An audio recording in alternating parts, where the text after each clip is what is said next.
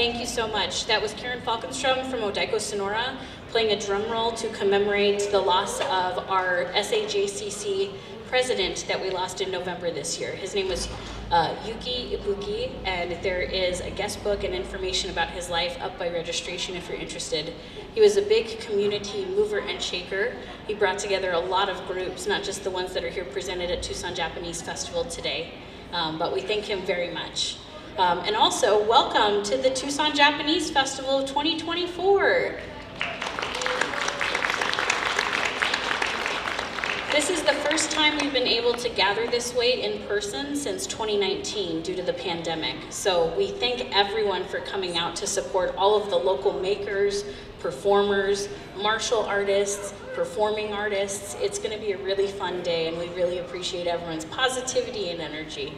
I'm here to simply pass the mic off to the owner of this lovely facility, and that would be the Executive Director, Susan Chan, for Tucson Chinese Cultural Center. They have been an ally of SAJCC for many years, and they are the main sponsor of this event with us. So thank you so much, Susan. Thank you, Christina, and welcome everybody on behalf of the Tucson Chinese Cultural Center. I am so delighted that after 4 years, actually 5 years, that we are starting up the Tucson Japanese Festival. I do want to recognize the partnership with the Tucson Japanese Festival and SAJCC. Also about the All of Us, the National Institute of Health, the All of Us Research Project, the Asian Health Coalition.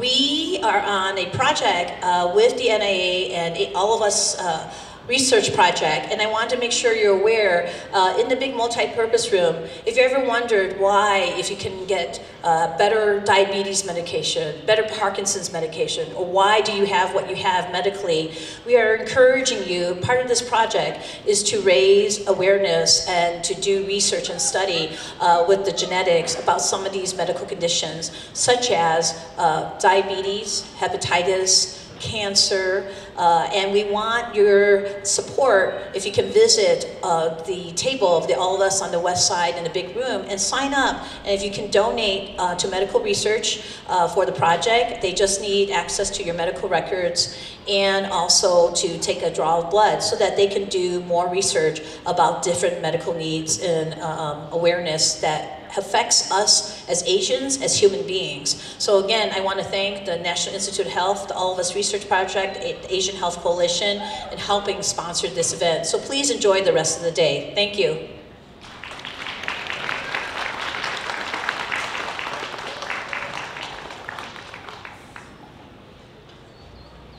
皆さん、おはようございます。Welcome to your 2024 Tucson Japanese Festival. My name is Lonnie Villanueva, and I am your MC for the for the court stage for this year. We'd like to start this off. Thank you very much. We would like to start this off with our Aikido at the center of Ishikage Kenpo. All right, please give it up for Aikido at the center and Ishikage Kenpo.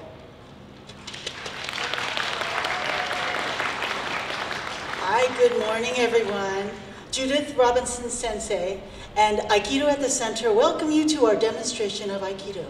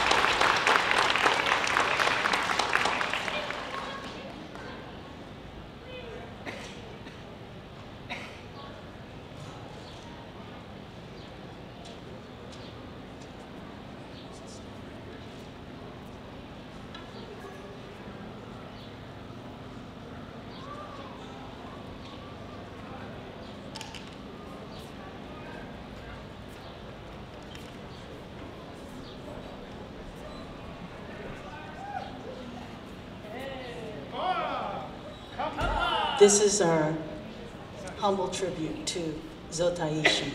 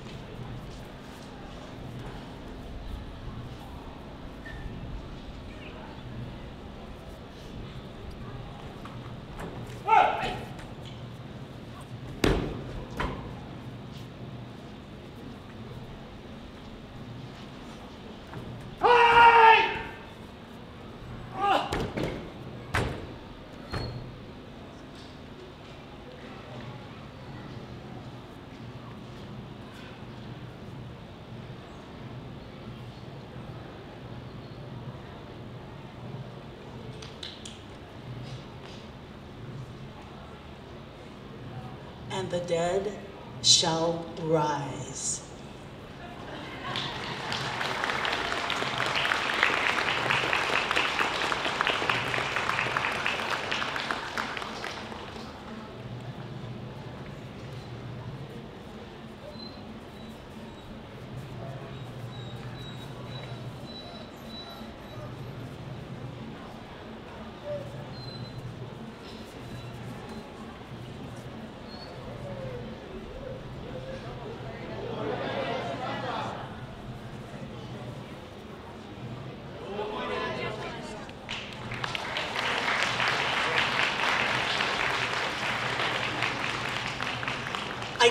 the center also features instruction in classical Japanese swordsmanship. Ishikage Kenpo descends directly from the Tenshin Ryu style of Kenjutsu that emerged during the Meiji era. This was a time of prolific cross-pollination among styles and dojo. As a result, these traditions share several influences, and the techniques are oriented more towards personal combat and dueling than massed battlefield engagements.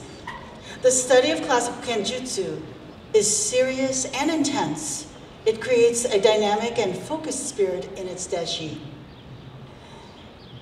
It is the development and control of that indomitable spirit that is, indeed, the primary goal of Ishikage Kenpo. Today's demonstration features 5 kumitachi, ki musubi, hidari gyaku, waki, kotogiri, and hitotsu no tachi.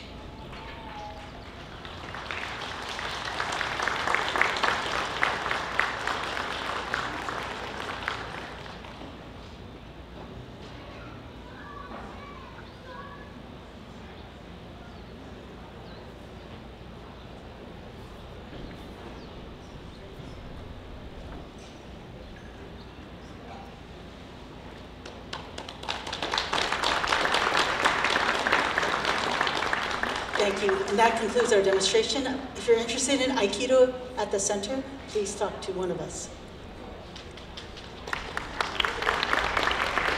Have about another round of applause for Aikido at the center and Ishikage Kenpo? All right, up next we have Tucson Kendo Kai. Coming up in just a few moments, we have Tucson Kendo Kai.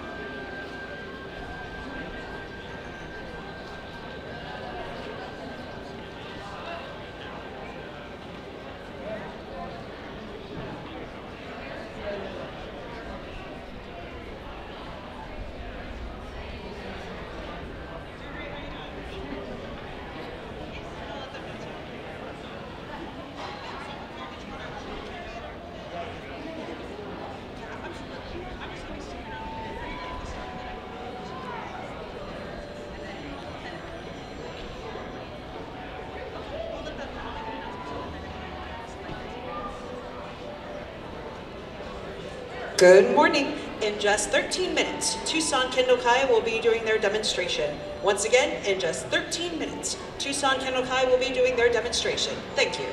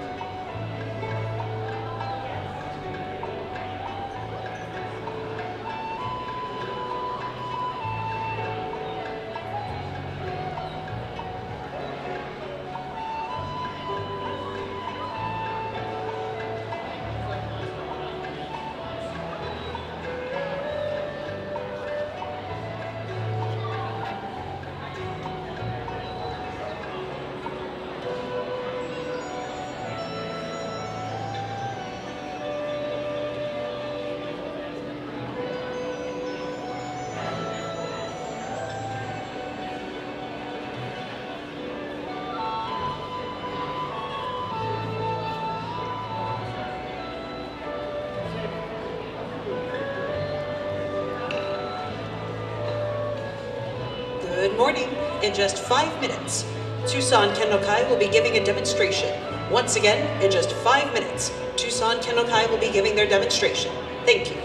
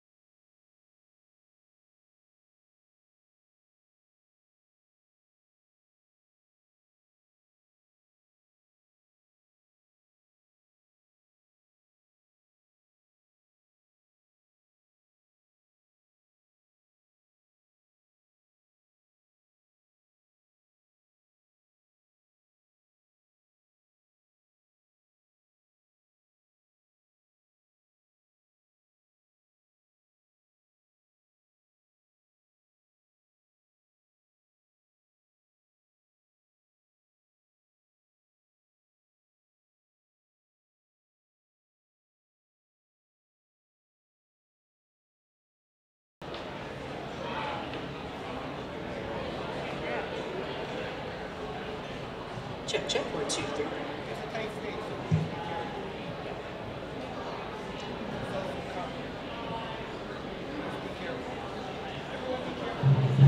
Once again, for those of you who are just joining us, welcome to the 2024 Tucson Japanese Festival. I am Lonnie Ueva, I am your MC for this morning and afternoon. Up next, we have Tucson Kendo Kai. Tucson Kendo Kai will demonstrate some of the fundamental components of Kendo and how those fundamental techniques can be integrated together. They are an all-U.S. Kendo Federation affiliated Kendo dojo located in Tucson, Arizona. They practice the martial art of Kendo, one of the most widely practiced arts in Japan. It is derived from the sword fighting techniques developed over the last few hundred years. Kendo is integrated to a cohesive, standardized worldwide system to develop spirit, community, and character through application of the principles of the katana. And now, we are proud to present Tucson Kendo Kai. Yoroshiku onegai shimasu.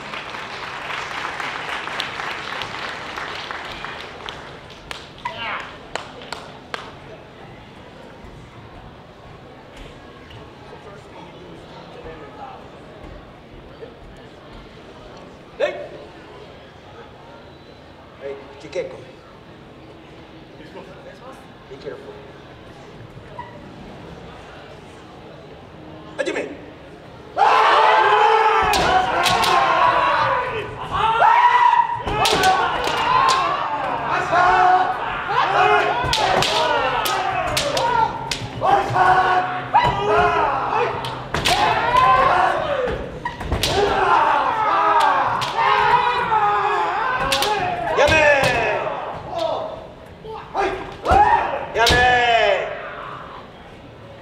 Well, welcome. We are Tucson Kendo Kai. As you can see, you got a little taste of Kendo right here. What they were doing is called Jikeko. It's free sparring. We'll do some more at the end. But I wanted to introduce us, as we told, oh my, we're Tucson Kendo Kai. We perform the art of the samurai, Kendo. Obviously, we're not fighting to kill each other or fighting in the Civil War in Japan hundreds of years ago. We're trying to preserve the spirit and philosophy and tradition of Japanese fighting, Japanese sword fighting. What we have right here is our bogo, our armor. This is the men who protects our head. This is the do, it protects our midsection, and kote protect our wrist and hand. We only cut where we're armored. We don't cut in the back of the head or the body. And this is a little bit of protection, the tare, but we try to stay clear of theirs for pretty simple reasons. We practice a little plug. We have a table in the back if you're interested. We practice on Tuesday night at 7 o'clock until 9, and Saturday morning 10:30 till noon. But I'll introduce that again. So there are 3 cuts and combination of cuts in Kendo. The first cut they're going to show you is a men cut to the head. Hi.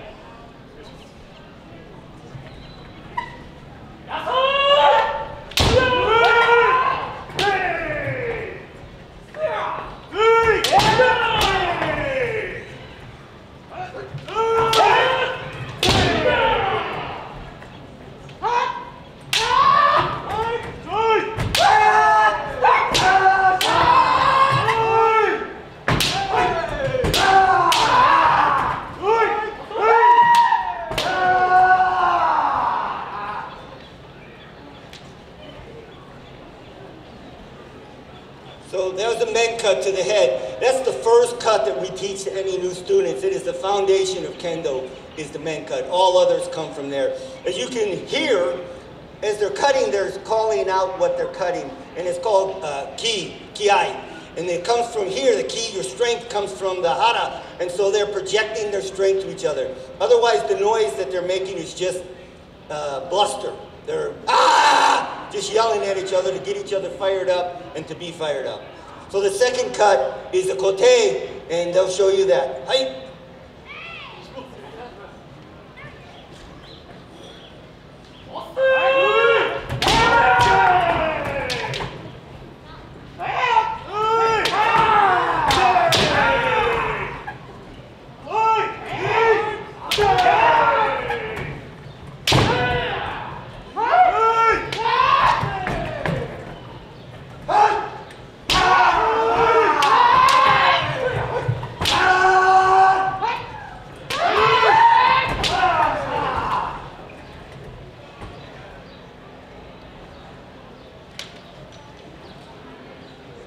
As you can imagine, if this was real sword fighting, our 3 cuts would be pretty effective. So the men, not to be graphic, but if I put a blade into your head, you're probably not going to fight anymore. If I put one and slice into your head. If I slice off your wrist, you're probably not going to fight anymore. And the next cut will show you do.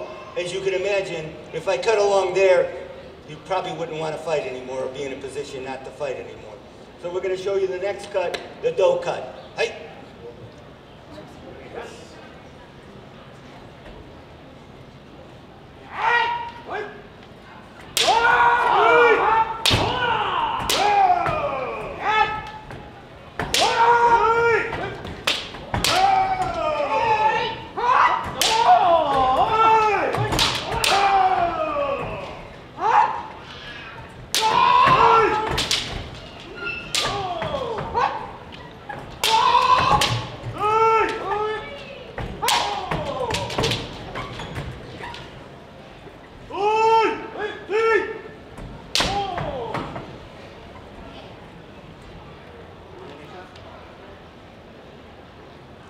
Now we do, for our basics, we do single cuts.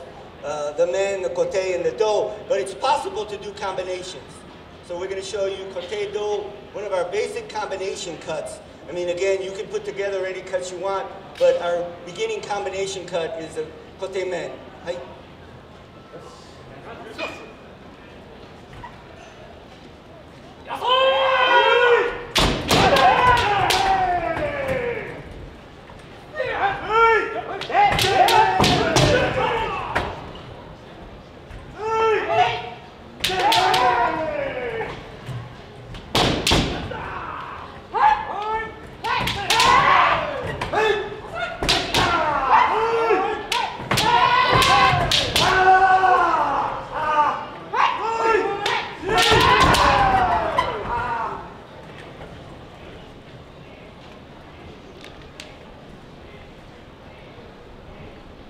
As you can see, our orientation is kendo and straightforward. We're a very linear art. And again, our feet go in a basic position, right hand, right foot in the front, left foot in the back. People say, what if I'm left-handed? It doesn't matter. This is the way it goes. Why? I don't know, it does. When we're holding the shinai, it's always left hand at the bottom, right hand at the top. Again, why? I don't know. Somebody 300 years ago decided that was the way to do it. And again, people say, what if I'm right-handed? And again, it doesn't matter. We do it traditionally. So we don't do any fancy, we don't do any like in karate. We don't change our step, our stance. We just do the basic front cut. Now, we showed you a combination. We want to show you some other combinations. Some, what they call hikiwaza, which is backwards cuts. So we're going to move forward. We're going to cut. We're going to do men hiki men, men hiki kote, men hiki do. So 2 times. Hai.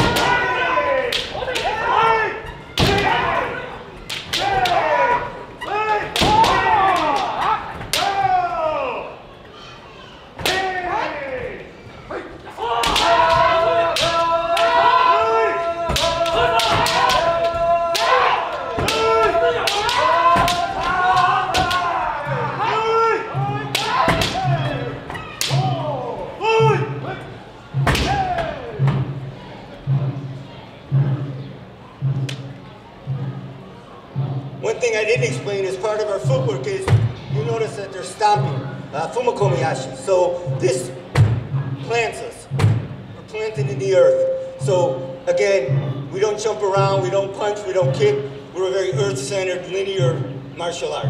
So they just showed you front and back techniques. Now we're going to show, what are we going to show this time? We're going to show men kaishi, kote kaishi men. People ask in kendo, do we ever block? And we do some blocking. Hai, kote kaishi men.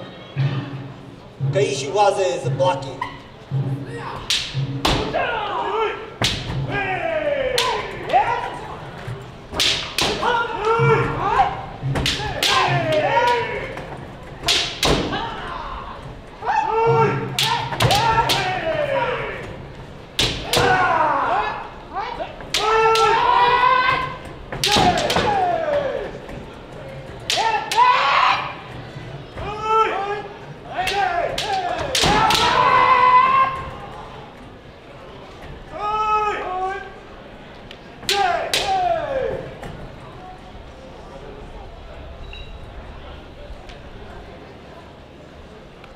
Now I want to point out that everybody here has been practicing for probably, well, some have been practicing for 10, 15 years, some have been practicing for a year. So people come and watch our class and they see us doing this and they say, I can't do that. And I'm like, of course you can, you haven't studied it all. So we start people off very basic cuts, no footwork. So if you're interested in kendo, it's open to everyone, all ages and all genders, it's open to people. So if you're interested. So finally, you guys step back. Most of our work, most of our fighting is done itorio with 1 sword, but you can also do nitorio with 2 swords. And Stelios and Cheta are going to show you some nitorio keiko. Hey.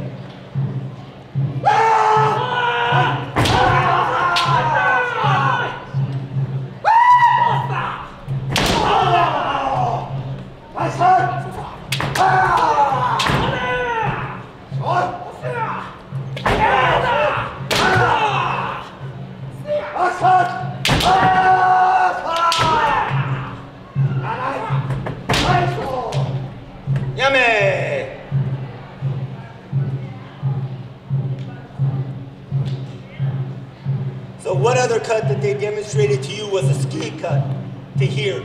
It's kind of dangerous, so we don't practice it a lot, but it is another technique that you can use. And if you imagine, again, if I stab you in the throat, you probably wouldn't be in a mood to fight anymore. So what we started with and what we'll end with is Jikeko. Again, Jikeko is like free sparring. What they're doing here is Kihon practice, where they're opening for each other and allowing each other to cut, because you got to do that to learn the basic techniques. Now they're going to put it together and do some free sparring, Jikeko, where they're attempting to score points. Hi.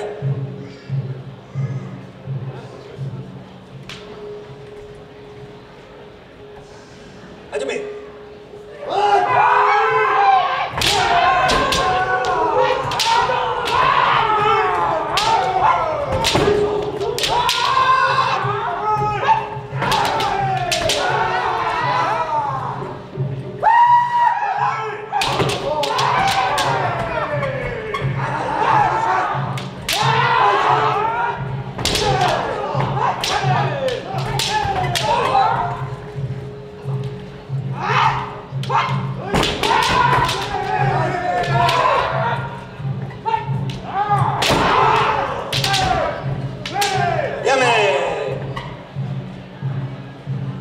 So you notice I don't speak Japanese, but I know the commands in Japanese and a few words in Japanese. So when I tell them hajime, that means to start, and ya means finish, end. Again, that's Kendo in a nutshell. There's so much more to it. Again, Kendo's probably, I've studied, I also have a black belt in karate, but I have to tell you that Kendo is a very frustrating and technical art, but it's really worth it. It's so much fun. It's very physically and mentally and spiritually taxing. So if you're interested, please go look at our table back there. Our dojo is located at the corner of Columbus and Pima. We practice on Tuesday night and Saturday morning. You're all welcome to come out and check us out. Hey, leg. Hey, turn this way. Hey. Arigatou gozaimasu. Thank you. All right, good job.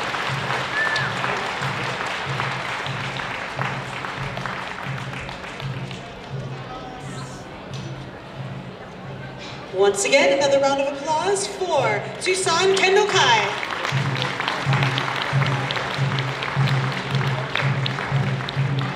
In just 17 minutes, our next demonstration will be from Arizona Kyudo Kai. Once again, in just 17 minutes, our next demonstration will be from Arizona Kyudo Kai. Thank you very much.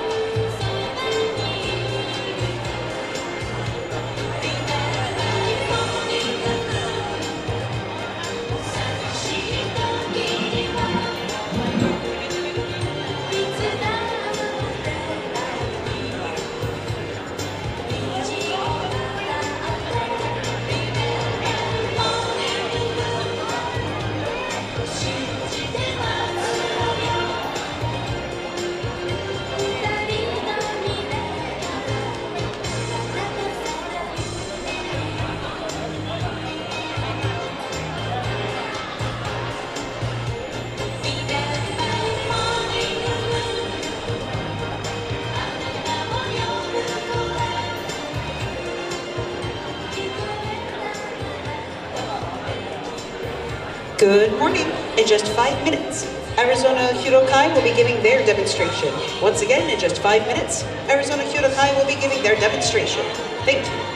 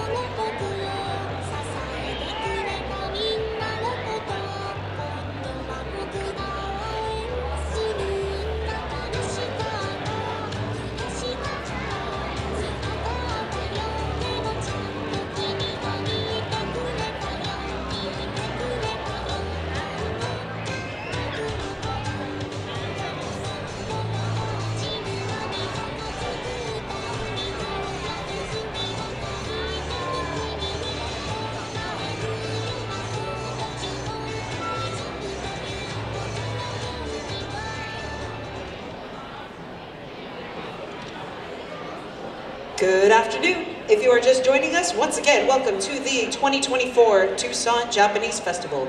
Up next, we have Arizona Kyudo Kai. Kyudo, Japanese martial art of long bow archery. Kyudo is formalized into distinct steps that must be followed in a precise and distinct order. Once again, please give a warm welcome to Arizona Kyudo Kai. Yoroshiku onegai shimasu.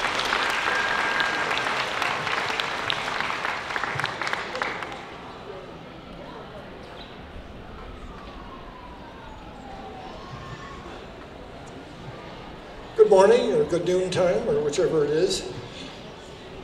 We actually have three groups that practice together: the Arizona Kyudo Kai, the University of Arizona Kyudo Club, and Ogasawara-ryu, which is founded in 1187. It's one of the old traditional styles. And you'll see a little bit of all of these today. The first two is Carl and Marcos are going to do just some basic shooting, just to show you what the form is. Got it. Okay, we good? Okay. All right, so Carl and Marcos are going to demonstrate shooting. While they're getting set up, I'll talk a little bit about their clothing and about their gear. Their bow is about 8 feet long. It's quite different from most other countries' bows. Clothing consists of a hakama, the skirt-like thing, and a keiko-gi, the top part. Carl is part of the Ogasawara group. He uses a darker top. Marcos is part of the Arizona Kyudo Kai, which is affiliated with the Zen Nihon Kyudo Reme in Japan, and he wears the clothing appropriate to that, the white keiko-gi. They're first starting with the 8 steps that you just heard about. It's a kata of 8 steps that is followed as the basis of all Japanese archery. And you'll go through that a couple times empty-handed. If you can practice with us, we'll start you doing it empty-handed to get the form. Then we put things in your hand and let you shoot stuff.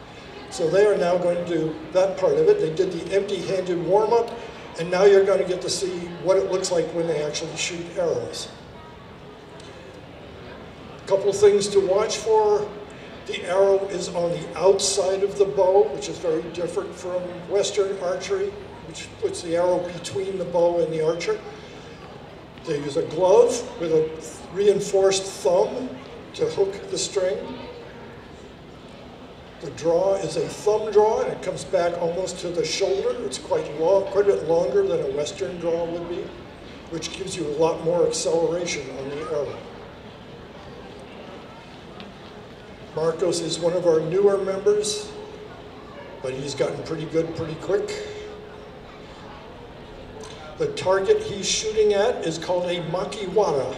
It's modeled after a bale of rice straw mounted on a stand, and it's used for close range shooting so that you can ignore your aim and just practice on the form, the structure, the balance, all the movements.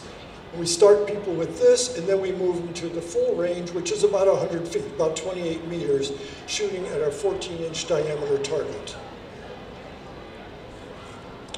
Raises the bow up the middle. It's called a shomen uchiokoshi, and that's because our style comes from horseback traditions. You want to stay balanced over the center of the horse. You don't want to raise from the side and risk the horse making a right turn and dumping you to the left. Okay, he has made his shot. He will retreat. Carl will step up. Typically, we shoot arrows in pairs, 2 arrows. The first arrow is fletched so that it rotates to the right. The second arrow is fletched so it rotates to the left, counterclockwise. That goes back into Shinto tradition, where the first arrow, the rotating to the right, dispels evil spirits that may be present. The second arrow rotates the opposite direction to implant the archer's spirit. Standing just to the side of the target is Clarissa, and she's performing as a kaizoe, a helper. She will remove arrows from the target, and later on when you see someone in a kimono shoot, she'll help him with the sleeve of his kimono if necessary, etc.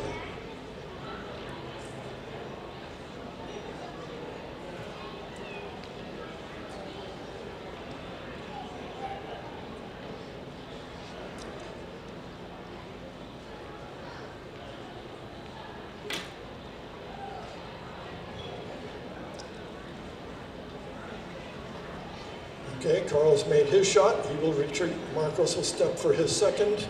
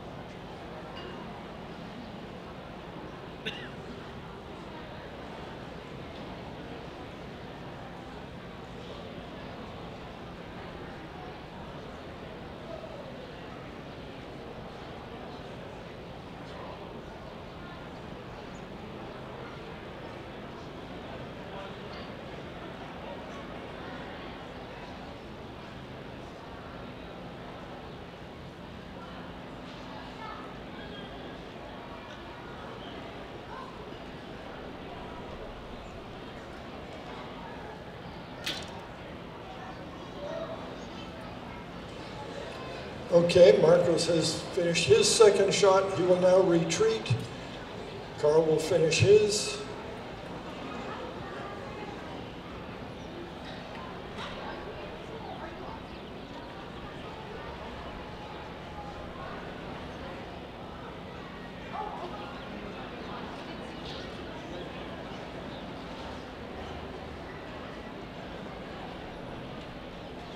If any of you want to learn Kyudo, we do practice locally. We practice in town near Park and 22nd, as well as sometimes out at my place out in Vale. If you stop by our table in the main room, sign up and we'll put you on the mailing list and you're welcome to come watch us or join us.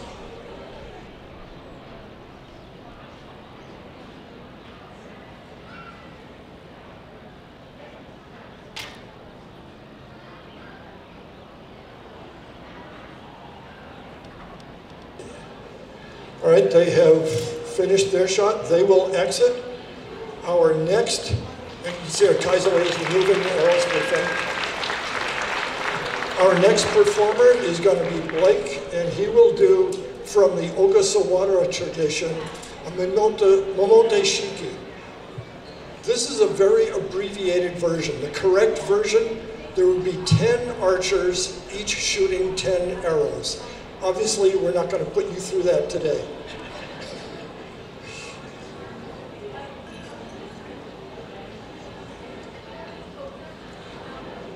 Now you'll notice he's wearing a kimono with some big floppy sleeves. If you try to shoot in that kimono, those sleeves are going to get tangled in the bowstrings. So he has the first to go through. Well, the first thing he does is a supplication to the target, kane, and now he has to bare his left shoulder so that the sleeve will not get tangled in the bowstring.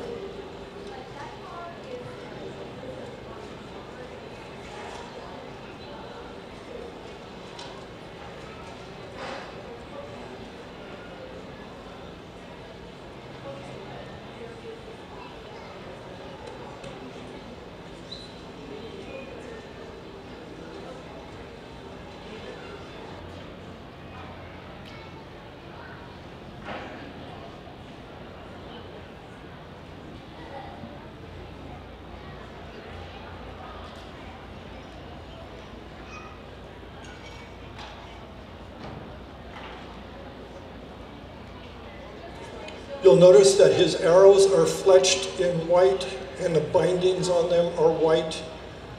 This is part of a Shinto ceremony and it's a purification thing. They're also bamboo rather than the aluminum arrows that you saw shot just a few minutes ago. And ideally we would be using a bamboo bow to do the shooting. Tucson climate is not very nice to bamboo. So for most of our practice, we use a synthetic bow, a carbon fiber bow, but on nice days, I will bring out my bamboo bows.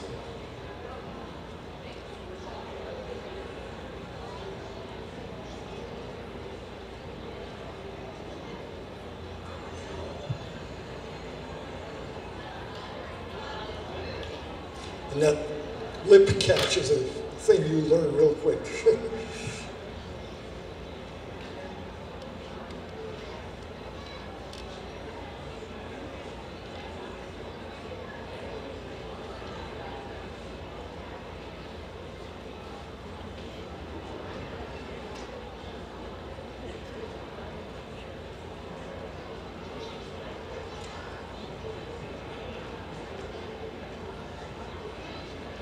One thing you'll notice that those of us who are in the Ogasawara group wear a short sword tucked into our belt in the Maizashi position across the front. Ogasawara goes back to 1187, and it was very much a more militaristic form. It was the Ogasawara family have been instructors to the shogun throughout the Ashikaga shogunate, the Kamakura shogunate, and the Tokugawa shogunate.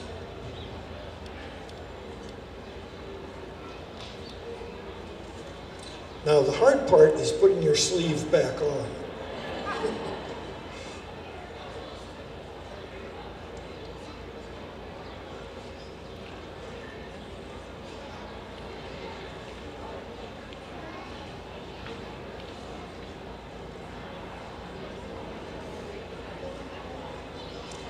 The term for that, the removing of the sleeve and the putting a sleeve back on, is called hada nuge, to remove it, and hada ire, to replace it. Okay, he is now retreating from the stage. He will exit, followed by the kaizai.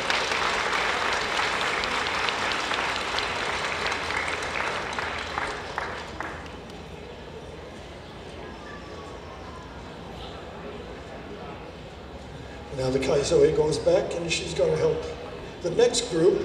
We have 3 people going up now, and they're going to do a ceremonial shoot called Hitotsu Mato Share. It means a single target shared by 3 people. And this comes out of modern Kyudo traditions. It does derive from earlier ones. Some of the old, what they call ryuha.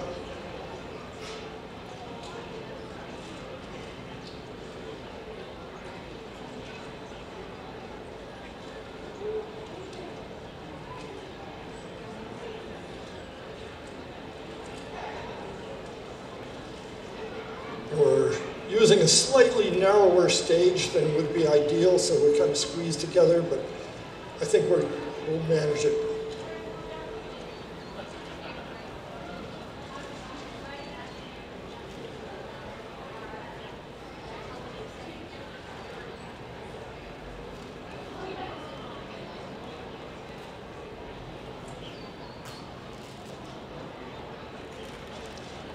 Each of them will load 2 arrows on their bow, one facing forward, the other facing backward.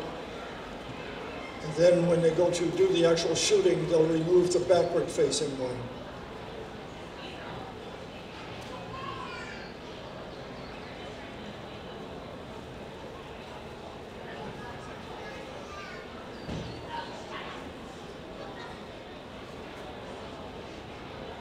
Marcos is checking the string, checking distance to target.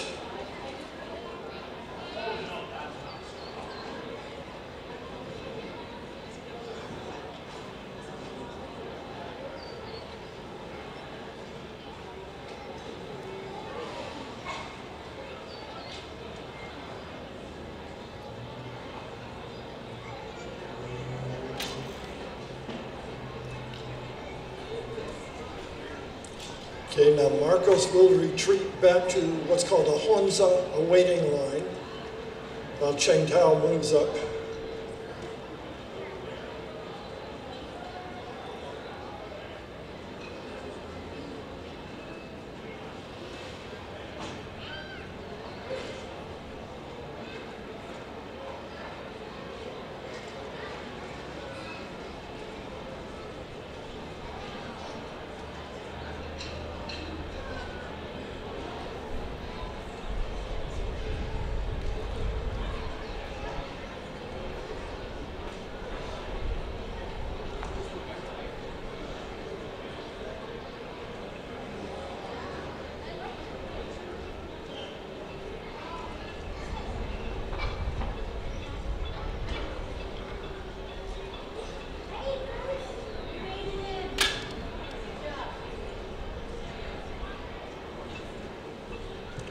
Okay, now the rotation starts as Cheng Tao backs up to the honza line, Marcos goes back to the shy shooting line and notch 2 behind the target, and Carolyn steps up to shoot.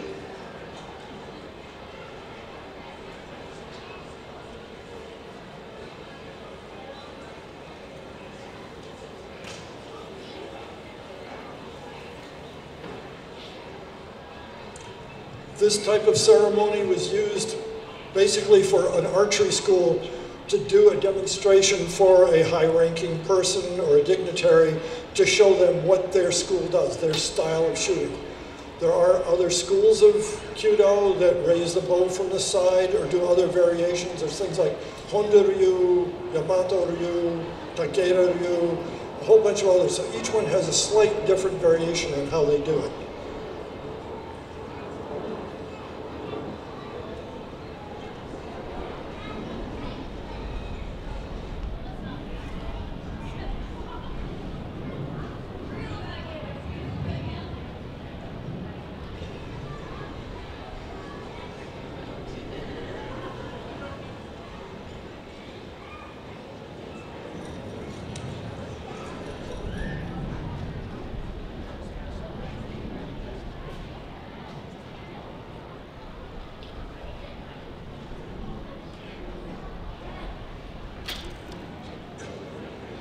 Marcos has fired his last shot.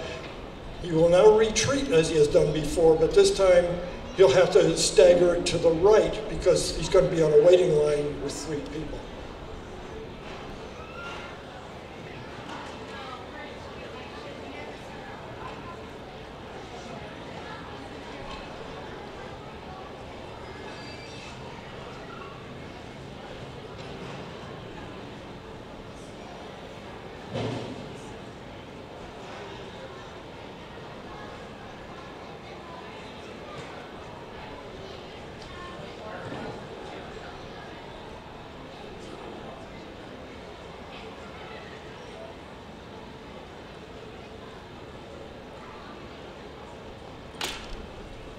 Okay, Chen Tao has finished his second shot. He'll now come straight back to the middle position.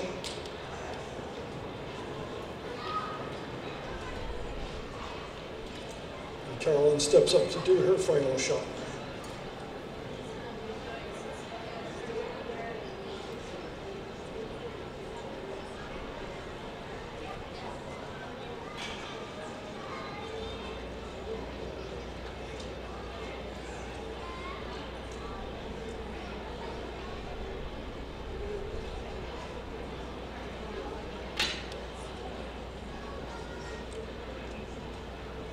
She has finished her shot. Now she'll back up to the 3rd position in the line. The Kaizo-e, Clarissa, will gather the arrows.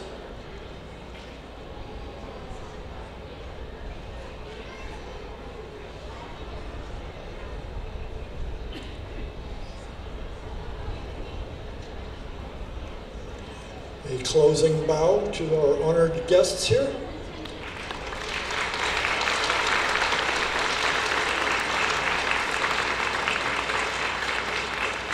And now they will all exit the stage, and that's our show for this morning, or for today.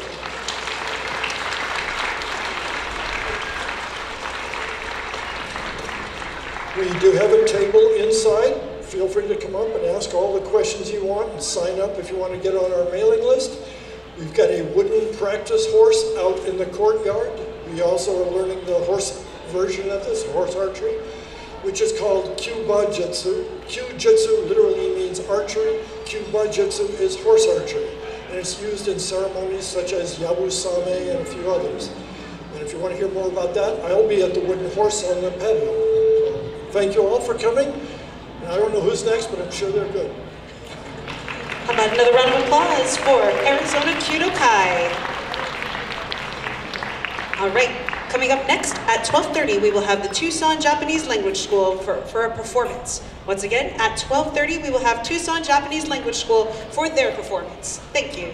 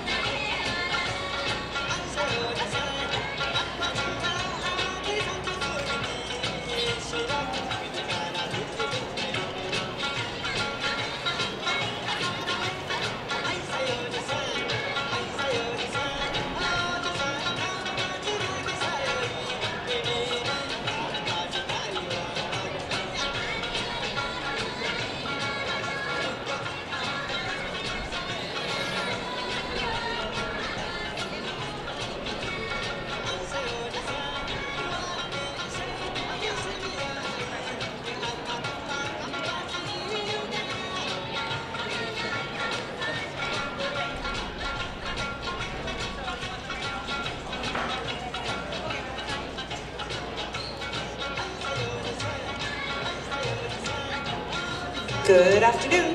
If you're performing the Tucson Japanese Language School performance, we ask that you please report over to the other side of the stage. Once again, if you are performing with Tucson Japanese Language School, we ask that all kids performing please report to the other side of the stage. Thank you.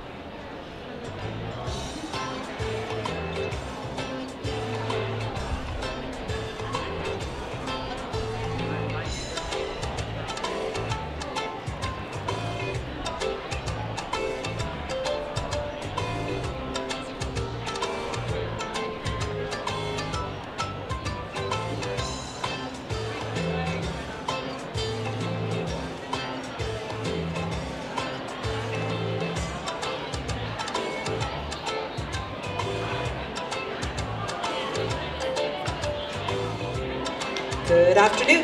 In just 3 minutes, Tucson Japanese Language School will be putting on a performance for us. Once again, in just 3 minutes, Tucson Japanese Language School will be performing for us.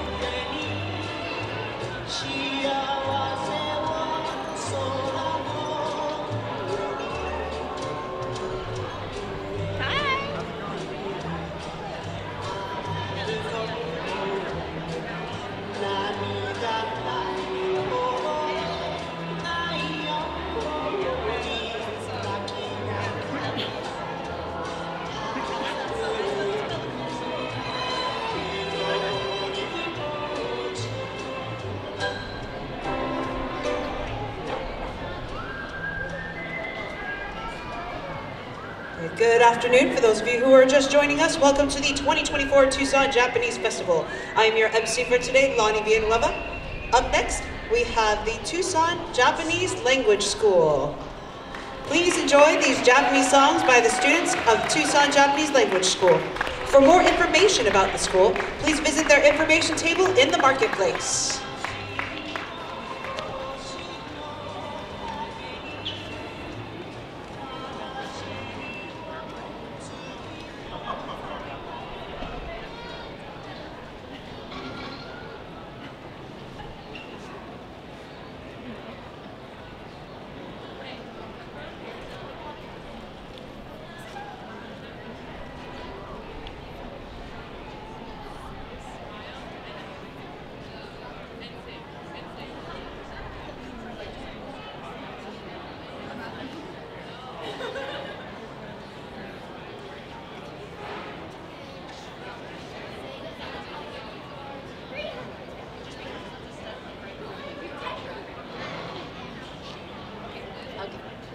Hi everybody, we are Tucson Japanese Language School.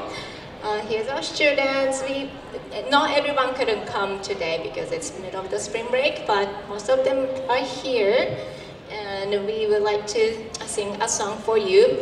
So before we start singing, I would like to tell you a little bit about our school. We do have classes on Saturdays.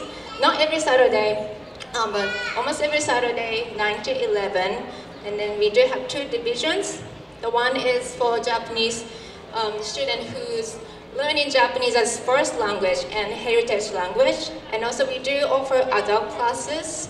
So if any of you interested in learning Japanese, please check it out. We do have information booth inside.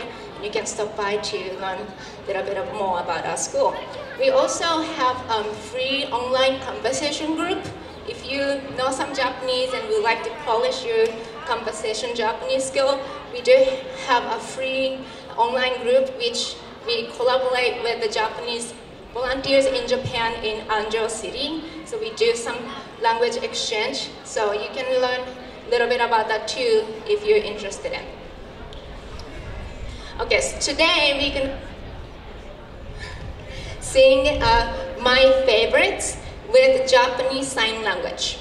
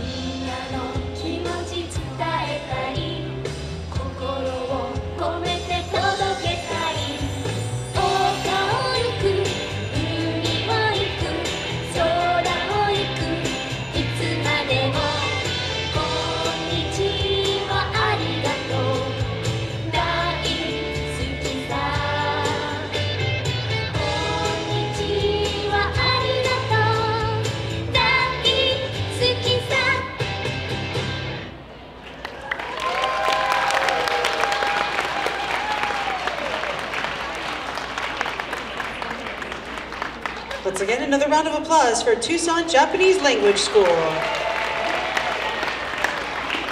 For more information about the school, please visit their information table in the marketplace.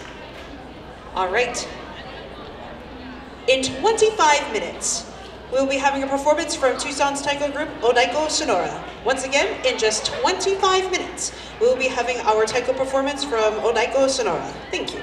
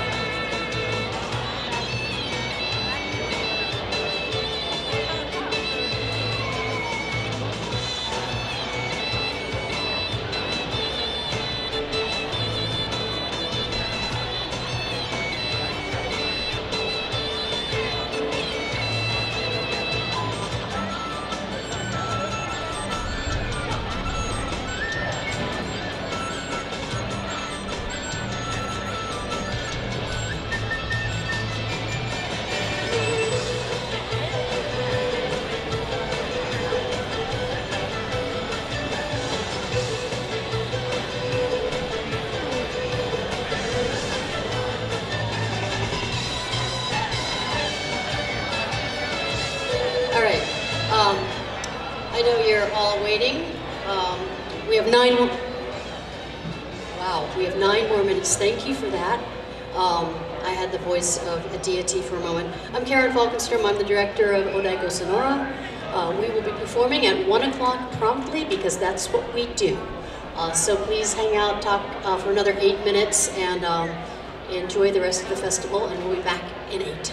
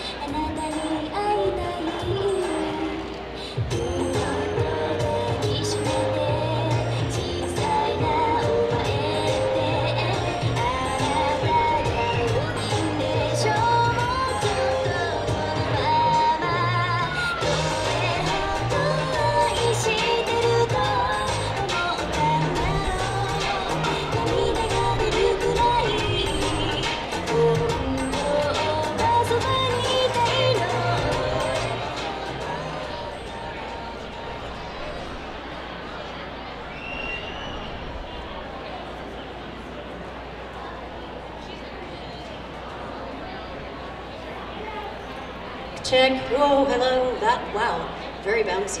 All right, I'm just gonna start talking because there's so many of you here. Thank you. I've learned I will not go in front of the speakers. As I mentioned, I'm Karen Falkenstrom. I'm the, that was weird. That was really close. You know, I want to just thank you all for coming to this festival. We haven't had it since 2020. We did not know that there would, can you, I'm feeling back now, I'll take it down.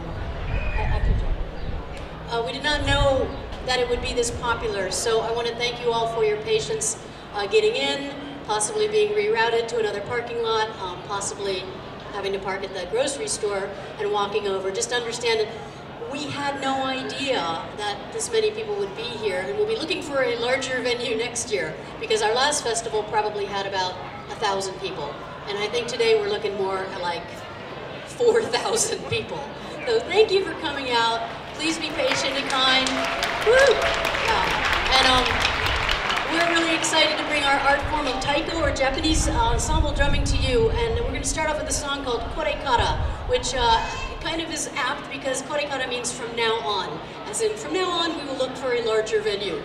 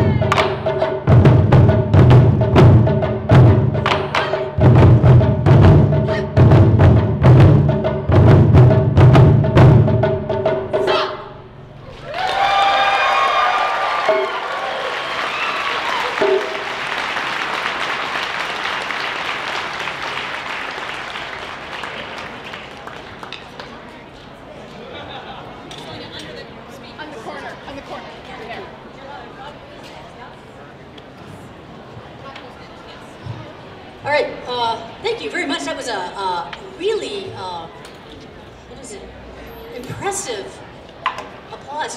Tucson audiences kind of rock. We're very famous around the world when people come here to perform that our audiences are very responsive, and you guys just prove that. So this song is really special because we're going to be featuring our beginning students, some of whom have only played for 2 months, 3 months, no, because like 6 months, maybe, I don't know, around that. So our beginning students will be featured in this song called Raku. Raku, if you look at the character, it looks like a drum with bells on the side. That comes from the old, old music, the kanji for music.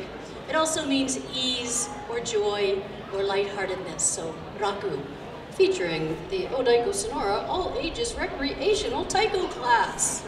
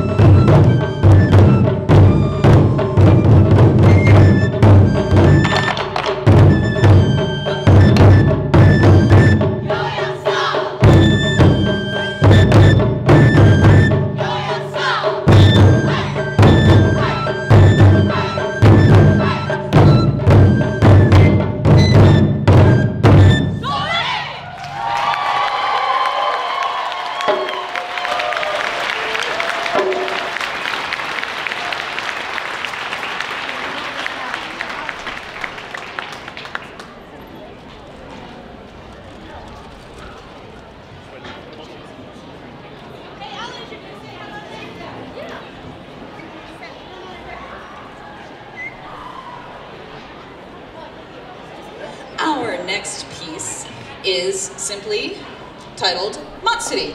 And for those of you who are here at today's Tucson Japanese Festival, it's a good idea to know that Matsuri means festival in Japanese.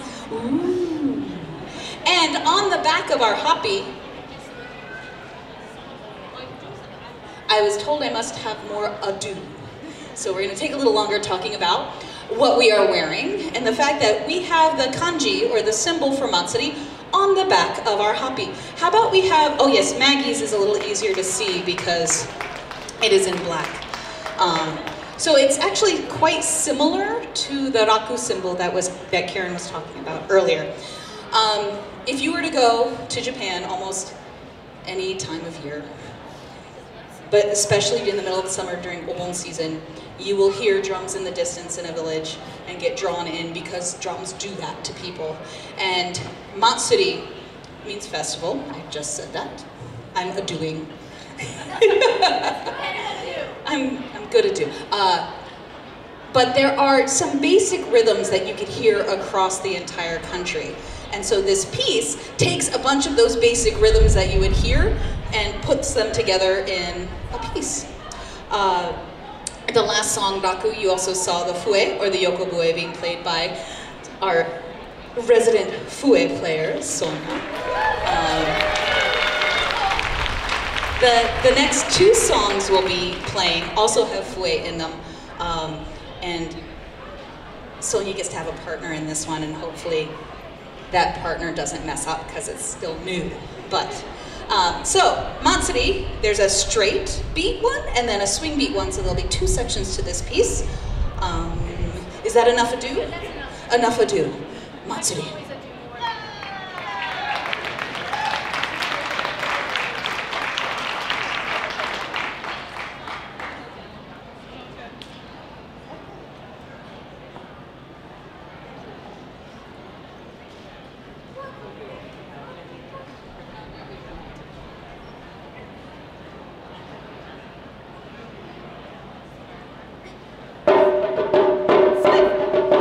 Sorry.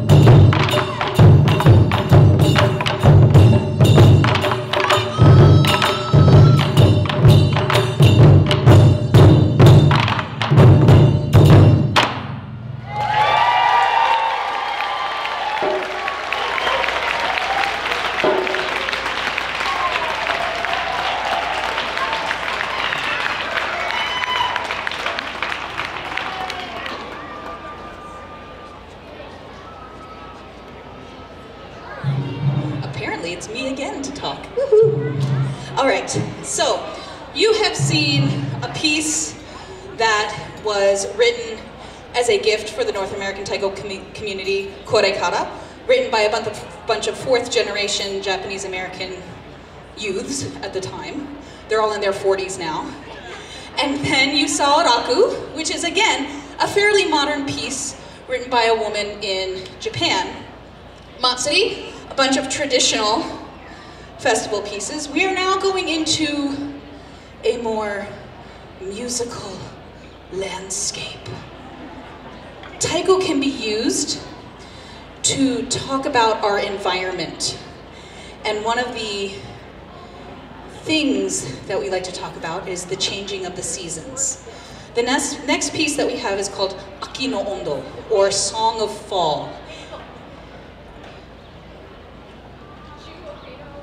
Excuse me one moment.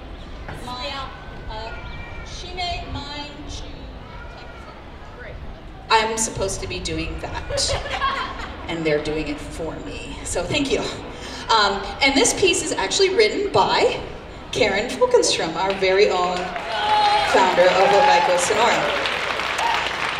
And imagine, if you will, it is a misty morning in the fields. The birds are chirping, the insects are still around, the mist is over the rice grass. The sun is coming up, and a lone worker starts in the field. Aki no Ondo.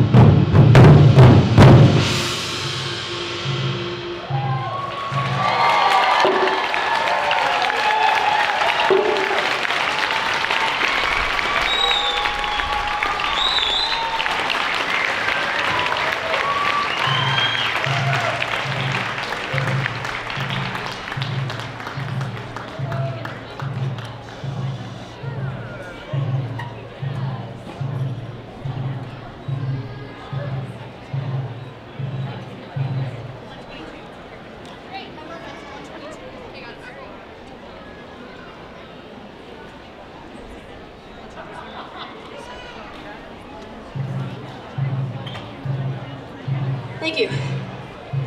So yeah, this is an incredible art form that really does prepare your mind, body, and spirit for pretty much anything, and also teaches teamwork. We do a lot of school programs. Actually, Jimmy, who you saw performing earlier, is one of our students. There's his mom, who started Taiko with us at Cabot Elementary and then came and joined our group. So it's in all ages. You know, we have players as young as, well, we have a kids group that's like 5 to 10-year-olds, and then we have players who are up in their 80s. Actually, the oldest player I know lived to 92, still playing. So it's something you can do your whole life. And if you're interested in learning how to play Taiko, we do classes. They're usually on Saturdays in the early afternoon. You can just find us by Googling TucsonTaiko.org. The poor Mochizuki pounder, who I know dearly, is going to be overwhelmed by our next song. The next song that we're going to do is written by our artistic director, Nicole Stansbury. Yay! And the word tobu refers to hopping or jumping or leaping, and we're dedicating this song. She wrote this song for our friend Margaret Hopkins, who we call Hop, who was one of the founders of the Moab Taiko-Dan in Utah. And Hop was just indomitable spirit. She was just mighty, and we would go out on these hikes across the slick rock, and she'd be like, "We might die, but probably not." And we would just go, because you just went wherever Hop went. So she passed. We lost her a couple years ago, and we want to dedicate this song, Tobu, to everybody that you've lost, whose spirits you miss. But remember that we celebrate having known them in our lives. Thank you. This is our last song. Come talk to us afterwards. Tobu.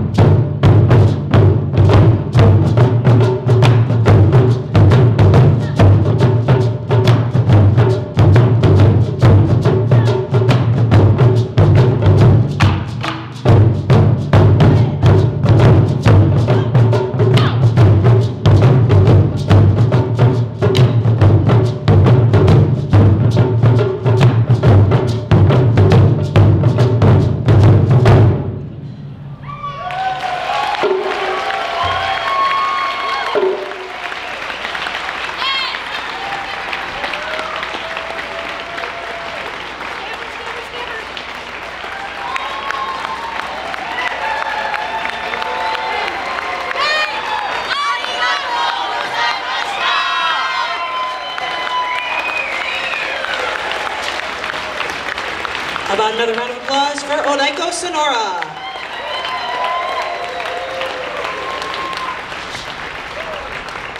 All right, thank you very much. All right, those of you who are just joining us again, once again, welcome to the 2024 Tucson Japanese Festival. In just 5 minutes, we will have the Suzuyuki-Kai School of Traditional Japanese Dance. Once again, in just 5 minutes, we will have Suzuyuki-Kai School of Traditional Japanese Dance. Thank you.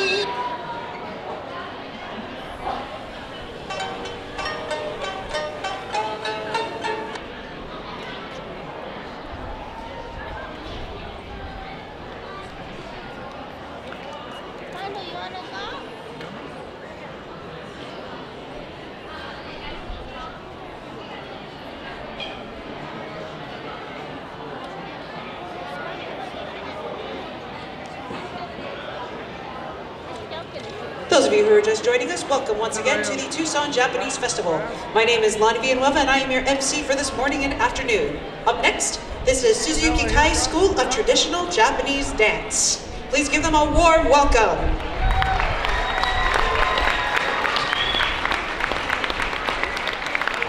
The first piece Suzuyuki-Kai School of Traditional Japanese Dance will be performing is Kiku Ningyo, the dance of the chrysanthemum dolls.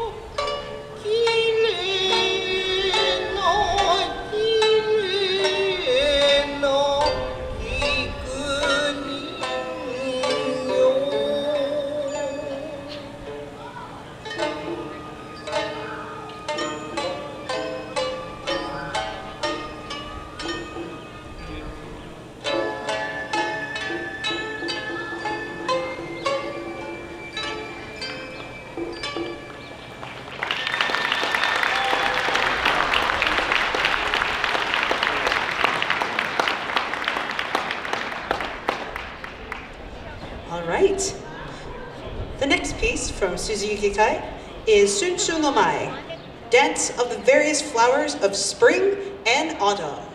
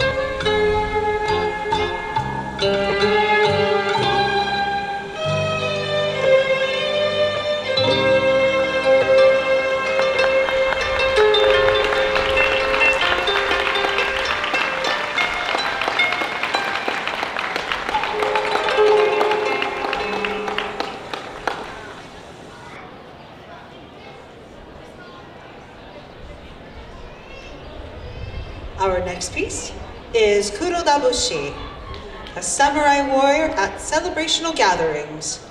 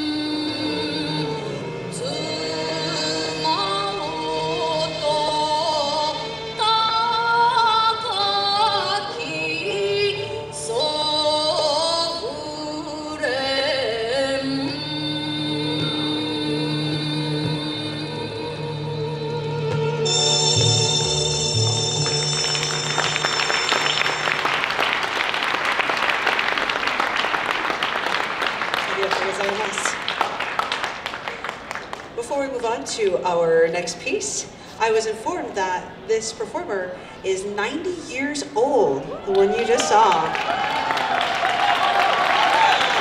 Yes! It was amazing. Up next, this is Hanagasa Ondo, this folk dance of northern Japan celebrating the good harvest.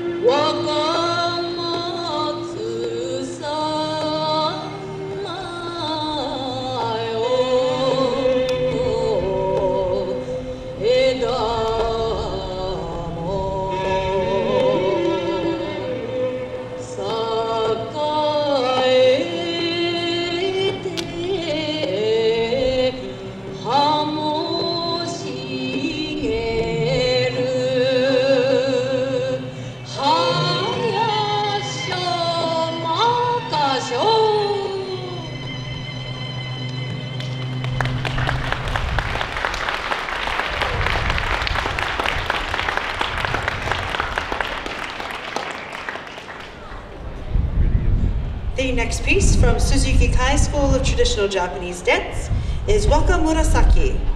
Derived from a chapter of the Tale of Genji, this is about a lady, Murasaki, at her youthful age.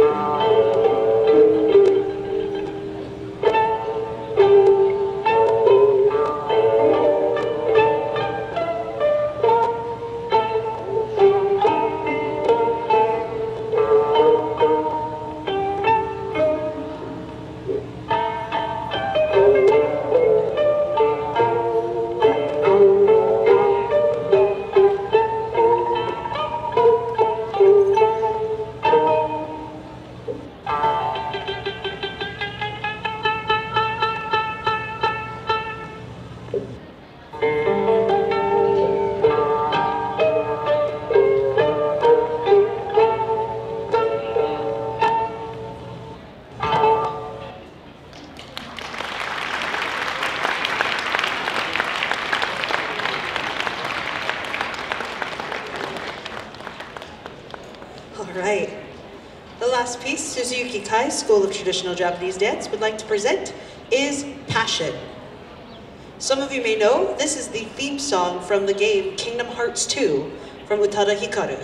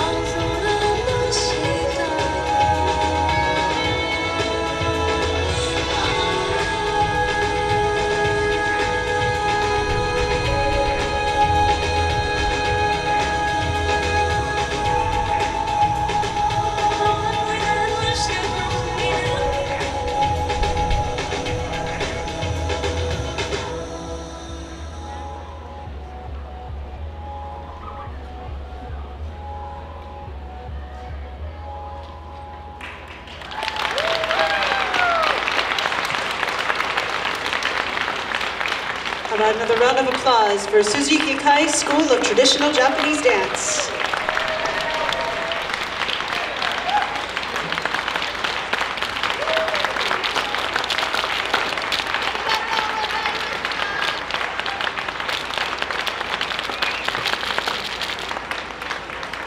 Thank you so much, Suzuyuki-Kai. All right.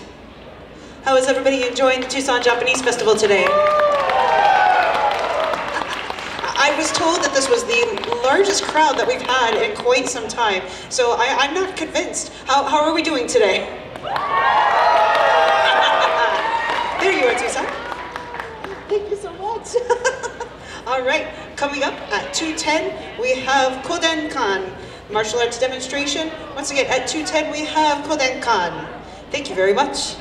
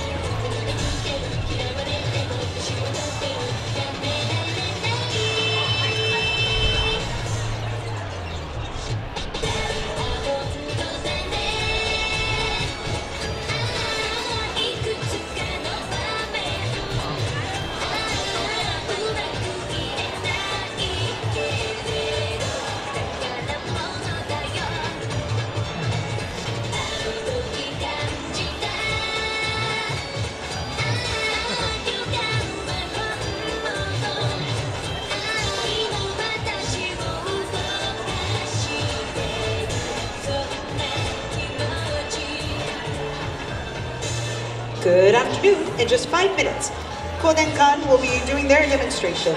Once again, in just 5 minutes, Kodenkan will be doing their demonstration. Thank you.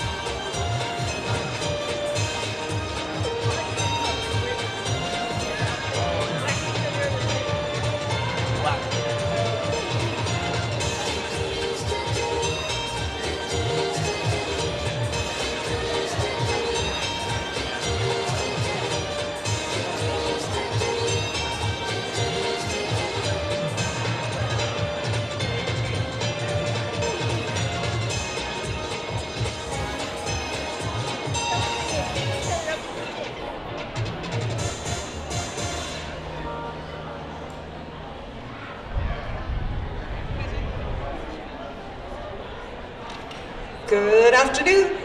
Please give a round of applause and a warm welcome to Kodenkan Center. This martial arts demonstration will perform jiu-jitsu techniques and demonstrate kata, otherwise known as form. Once again, please give a warm welcome to Kodenkan Center. Yoroshiku onegai shimasu.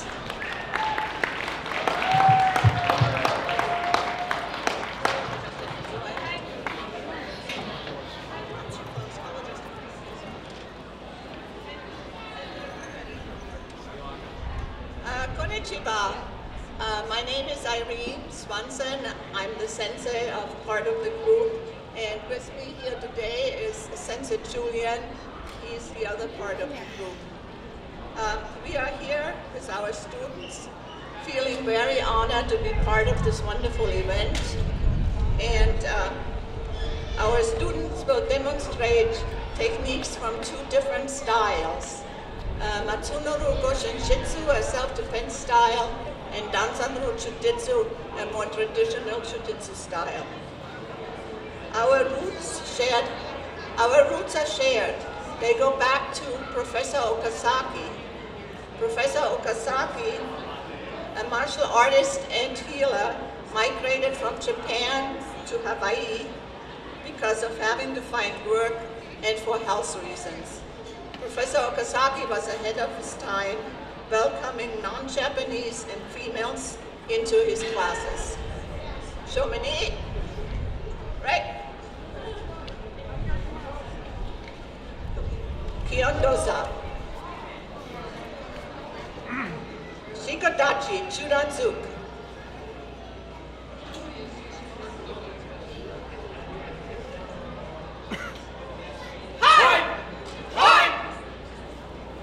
Senkutsudachi Gedanuke.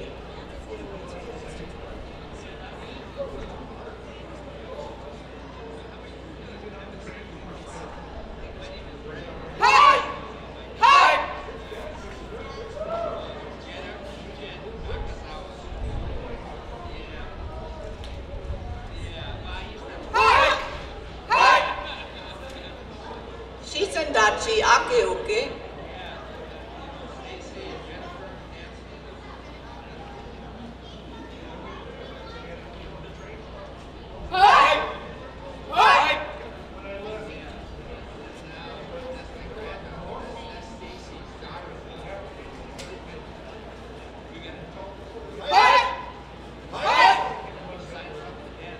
Kionde kata. Beginning kata. Rokyu Kyote kata.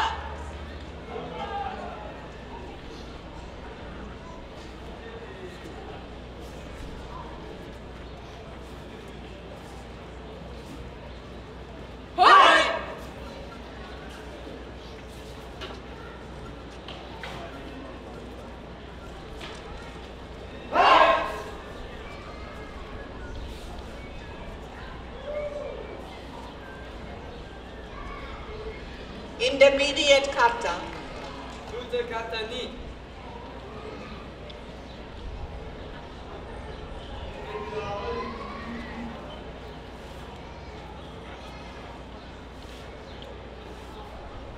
Hoi!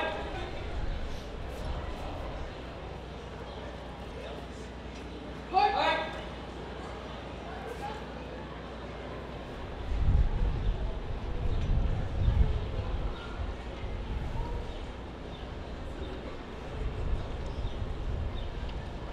Hand art, Suzuki Bazaar.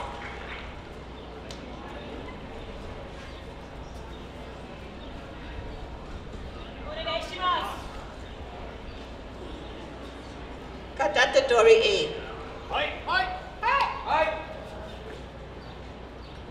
Kata Udedori.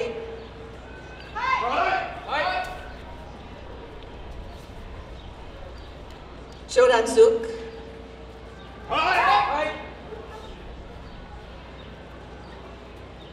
Atemi Bazaar. Momishime.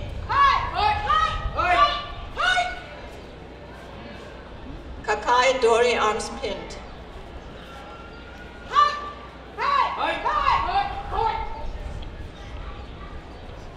Ushiro Kakai Dori.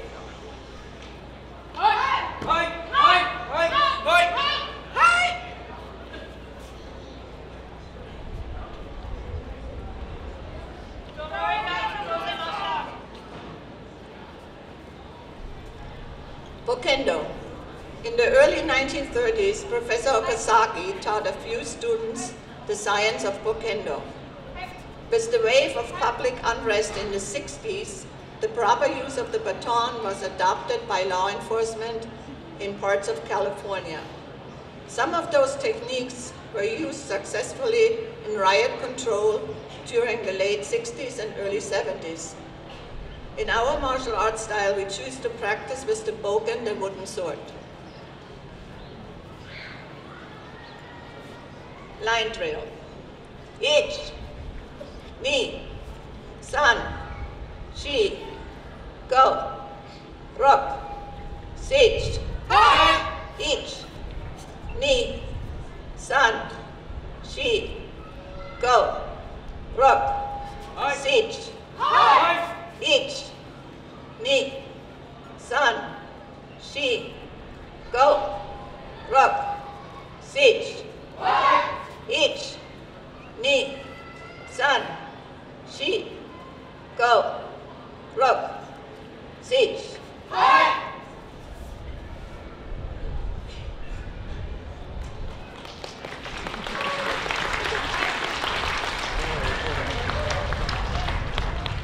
Application freestyle. Commonly called randori, basically it involves taking an opponent down and controlling him or her with a hold.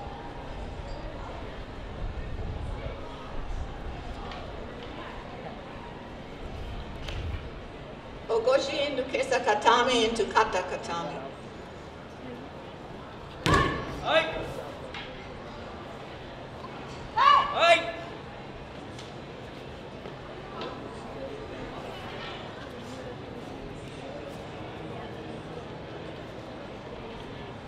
Kubinagi into Yokoshio Katami into Kusuri Kesa Katami.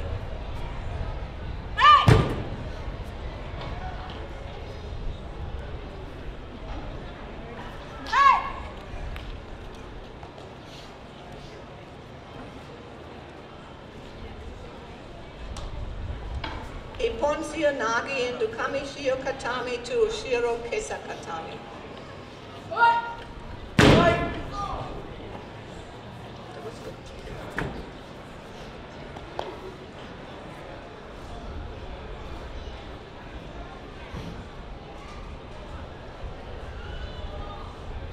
Next, we do freestyle as it applies to self-defense. Counter to a punch.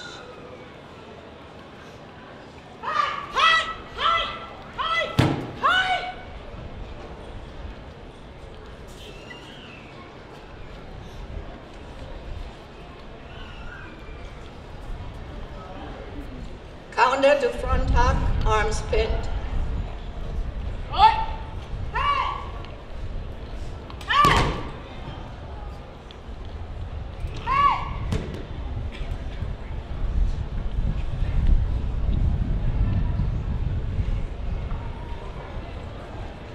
Counter to rear body hug.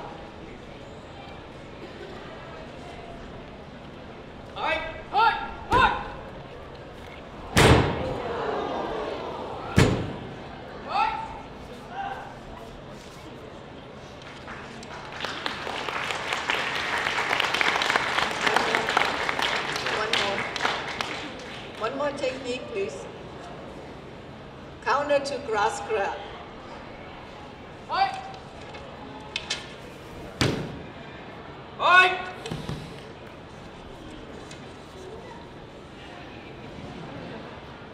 Next, we will be doing ukemi, rolls and falls, and I hand it over to Sensei Julian.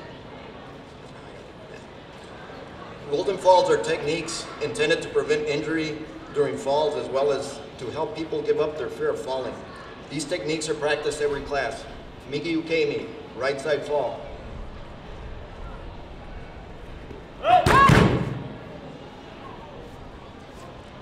Tomoe ukemi, straight over fall.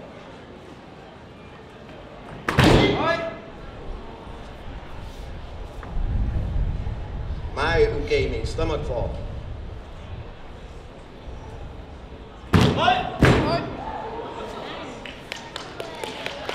Ushido koroge, back roll.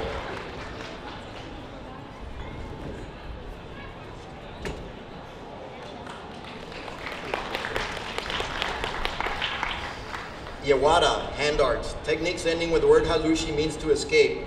They're used to make space between the attacker and the defender. Ryote hazushi, escape double wrist hold.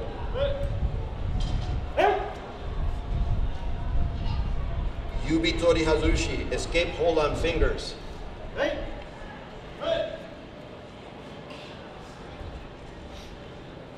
Katate hazushi B, escape cross hand hold. Ryo eri hazushi, escape cross lapel strangle. Techniques ending with the word tori means to attack. Use pain compliance to control the attacker. Katate tori, wrist twist.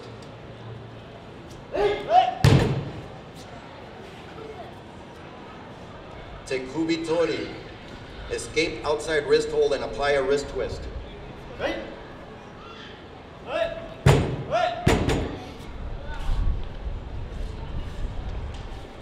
Imon tori, all finger hold against chest.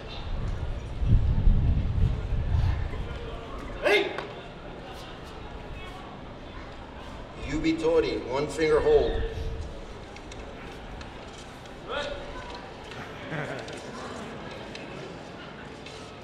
Nage no kata, forms of throwing, hip throws. Ogoshi, major hip throw.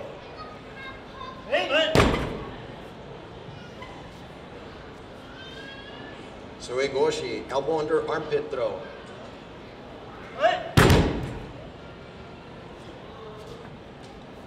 Surikomi goshi, lifting, pulling hip throw.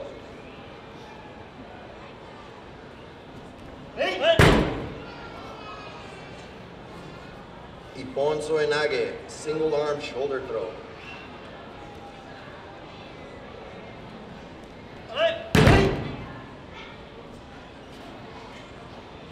Throws using the foot, Deashi harai, advancing foot sweep.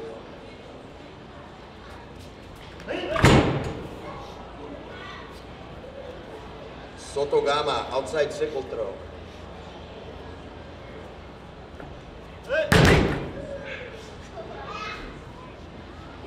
Okuri harai, following foot sweep.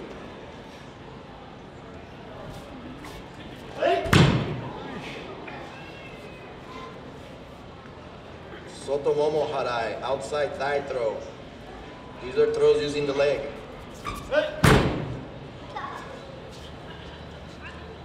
Hanegoshi, bent leg throw.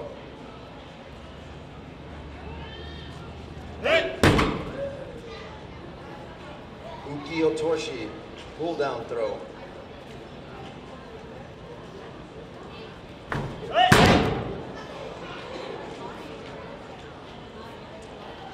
Oku no kata, advanced combination techniques. Mizukuguri, counter to eardrum slap.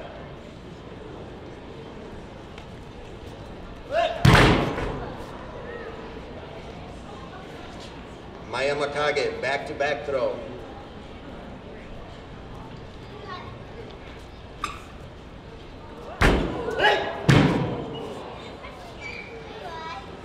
Sakanuke, stomach bump.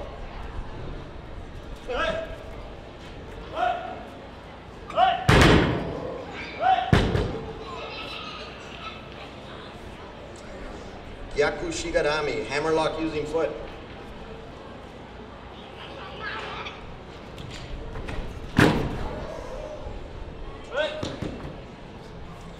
Iki-otoshi, leg takedown and elbow break.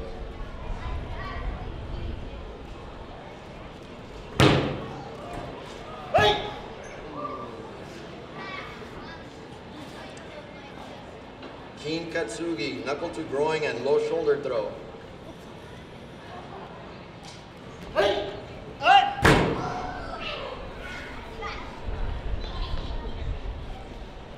Tora katsugi, back-to-back throw using belt.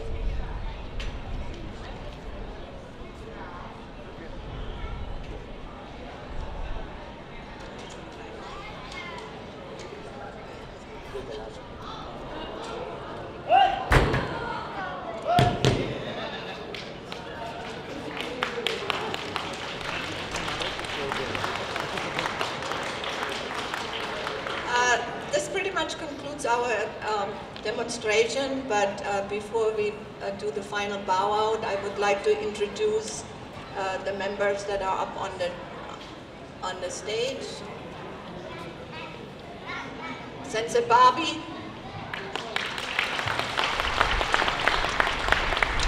Senpai Isaac, Mateo, Anega, Max, Calvin, Beatrice.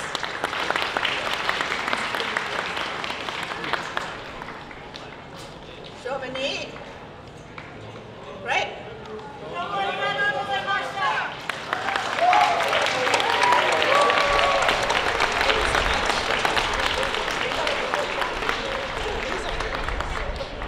Once again, please give another round of applause to Kodenkan Center.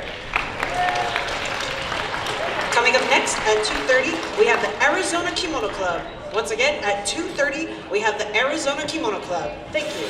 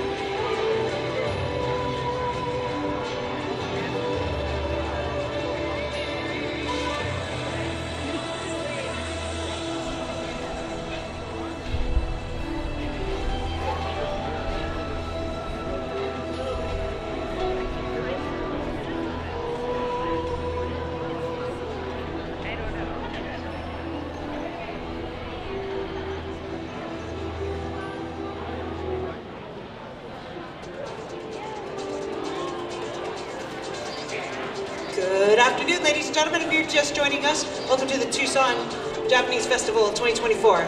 Once again, my name is Lonnie Villanueva, and I have been your MC for the last few hours. How is everybody doing today? All right, again, Tucson, Arizona. We need to wake up. How are you guys doing today? Thank you. All right, so up next, we're gonna get the energy back up here in just a moment after seeing some amazing demonstrations today and seeing some high energy performance and some really beautiful performance as well. I'd like to introduce the Arizona Kimono Club. All right, minasama, konnichiwa.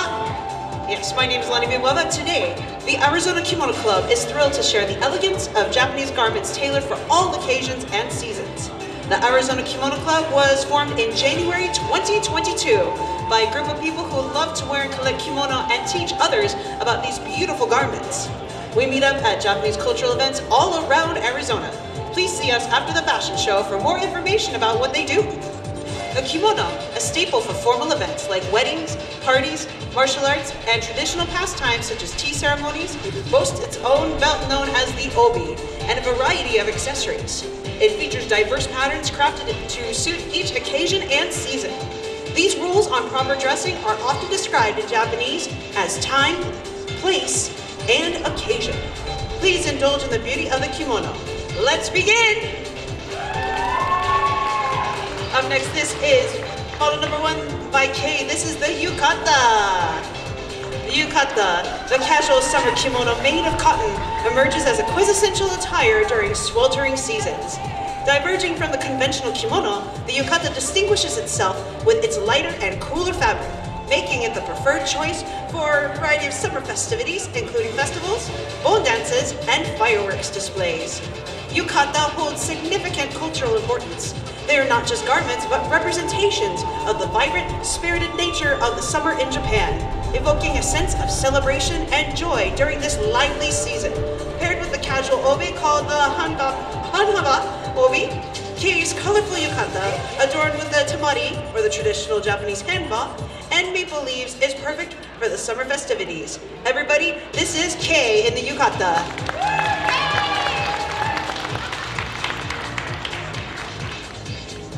Up next, this is number 2, the hakama, modeled by Carolyn. The hakama, draped gracefully as skirt-like pants over any kimono, embodies a legacy of grace and prestige rooted in history and nobility. Beyond formal occasions like graduations and ceremonies, it remains an integral part of martial arts uniforms, serving in disciplines such as Kyudo and Kendo. This fusion of tradition and practicality underscores the enduring significance of the hakama in modern Japan. Whether divided umanori or undivided ando hakama, both types share resemblance, reflecting versatility in their usage. Additionally, hakama finds its place among miko or shrine maidens, adding to its cultural richness and adaptability. Everybody, this is Carolyn in the hakama.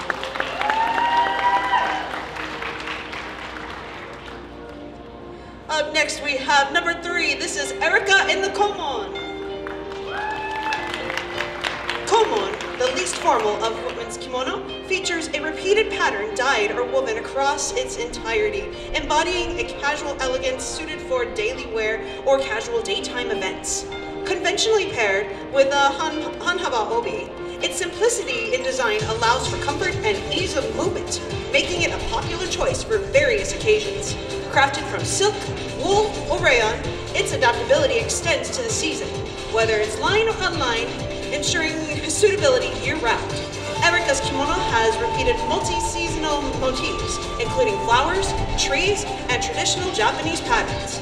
The camellia on the obi echoes the rejuvenating earth in spring. Everybody, this is Erica in the komon.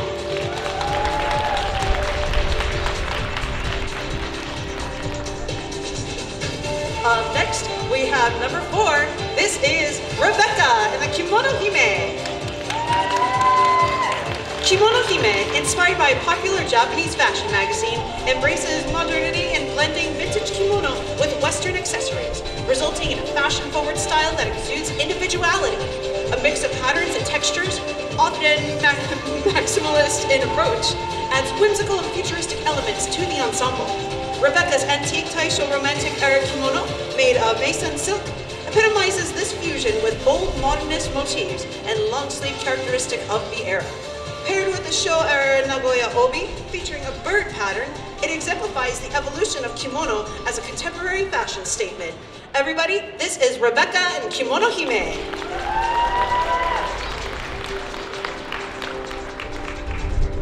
Up next, this is number 5. This is Leah and Iromuji. Iromuji, adorned in a single color, excluding black, serves as a canvas for personal expression while adhering to the cultural formality. Enhanced with a family crest, it echoes familial pride and heritage, adding a touch of distinction to its understated charm. Traditionally worn during tea ceremonies, its simplicity reflects a reverence for subtlety and refinement, embodying elegance and tradition within the cultural tapestry of Japan. Everybody, this is Leah and Iromuji.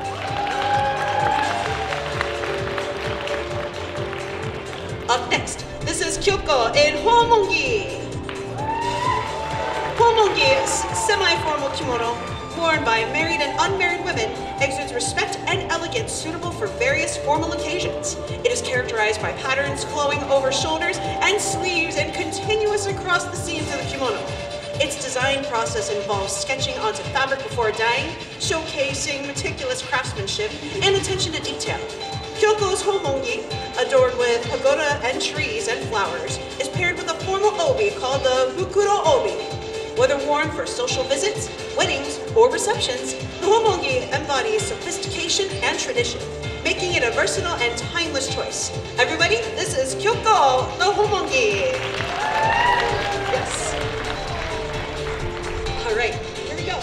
Up next, this is number 7. This is Julia in the Uchikage and Furisode. And Uchikage, originally worn by elite samurai women, now serves as highly formal attire for weddings and performances, adorned with intricate motifs symbolizing longevity and harmony. Meticulously embellished with embroidery, it showcases the exceptional skills of Japanese artisans in evoking opulence and grace. The white cranes on Julia's Uchikage represented good auspices and longevity. In Japanese culture, white means purity and red means festive, which are often seen in a traditional wedding. Under the Uchikage is the Furisode. It is traditionally worn by unmarried women, symbolizes youth and dreams within Japan's cultural heritage. The Furisode, aptly named swinging sleeves, was known for its gracefully trailing sleeves. Its specially arranged obi belt adds a touch of sophistication and artistry, a testament to meticulous craftsmanship. Young girls will wear furisode in a coming-of-age ceremony. It signifies not just a passage into adulthood, but also fresh commencement, a promise of a bright and promising future. More than a mere garment, the furisode becomes a canvas, illustrating youth, grace, and dreams within the rich tapestry of Japan. Everybody, this is Julia in the Uchikage and Furisode.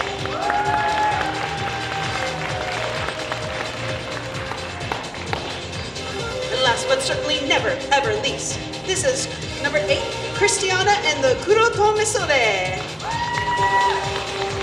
Step into the realm of Kurotomesode, the epitome of elegance for married women, embodies refinement and tradition, serving as a vessel for cultural reverence and familial bonds. Worn predominantly by the bride's and groom's close female relatives during the sacred ritual of wedding ceremonies, is always adorned with the common family crests to celebrate lineage, honor, and family ties, showcasing meticulous craftsmanship and attention to detail.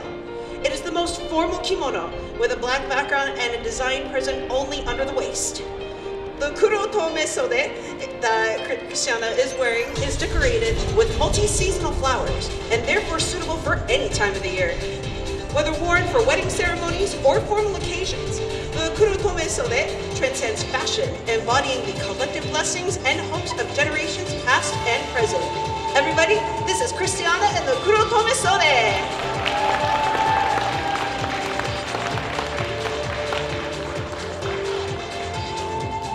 All right, and let us introduce our beautiful models. This is Kay. Smile and wave, Kay. Carolyn, Erica, Rebecca, Leah, Kyoko, Julia, Diana. All right, let's take one more bow. Give another round of applause to the Arizona Kimono Club. Thank you for gracing our kimono fashion show with your presence. We hope the elegance and grace of Japanese garments showcased today have left a lasting impression. May the beauty of the kimono continue to resonate with you, reflecting the rich traditions and timeless allure of Japan. Thank you for joining us on this journey through the essence of sophistication and cultural splendor. Arigatou gozaimasu!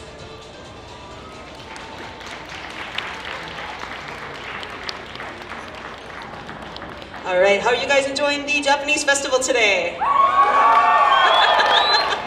That was awesome. How about let's show one more round of applause and love for the Arizona Kimono Club.